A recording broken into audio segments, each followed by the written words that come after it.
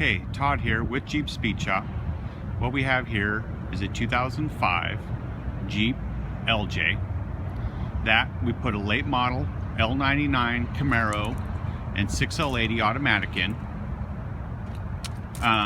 We also changed a lot of the pulley system around the front to run a Premier power welder and a York compressor. Now, also, we are running a mechanical fan. So I don't know if you can see it in the shot, but this is a truck water pump, running a mechanical fan, Jeep fan shroud, a radiator that we use on all these LS conversions, and we have no overheating issues. This thing has no heating issues. Ran the air cleaner up in the back, try to keep it as cool as possible. This is a bracket system that we're running to run this setup.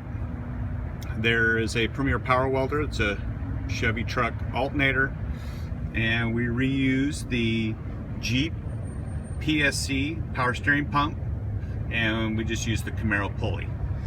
And right there is the Premier power welder, and that was in the Jeep before. And we got all that to hook back up again with no problem. This Jeep is also emissions legal, which is big in the state of California. So this is a legal swap.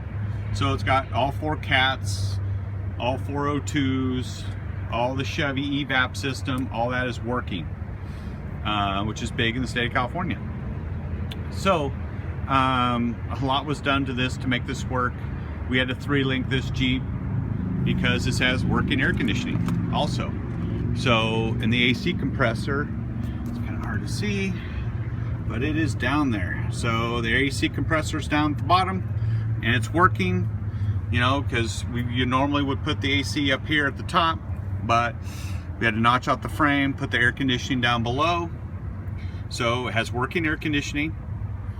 When the York gets hooked up, it will also work. The welder. And like I said, we had to move the front end forward in this Jeep probably about 2.5 inches, and then 3-link it so that the upper link wouldn't hit the compressor. So, which is all up underneath here.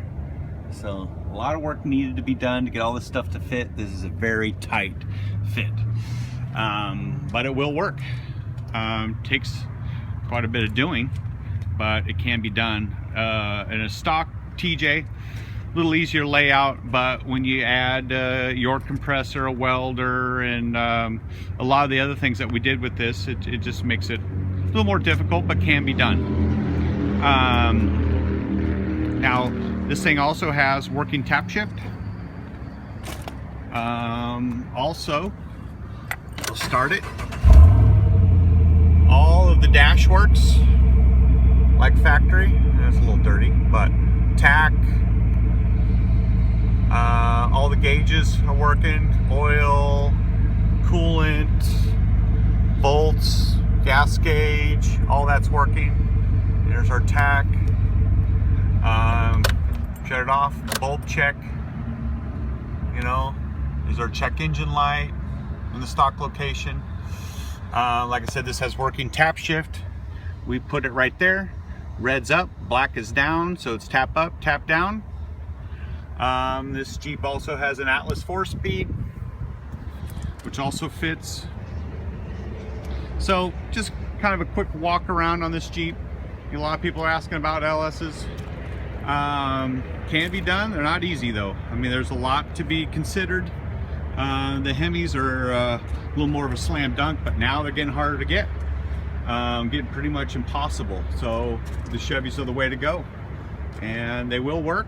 We can get them through smog, and I mean it's lighter. I mean, this engine's probably 60 pounds lighter than the 6-cylinder that was in it. So this whole thing has gotten quite a bit lighter, and you gained a lot more horsepower. This is a 400 horse engine, 6.2 liter. This is the new hot setup. All right, well, 2005 LJ, L99 LS with a 6L80. All right, Jeep Speed Shop out.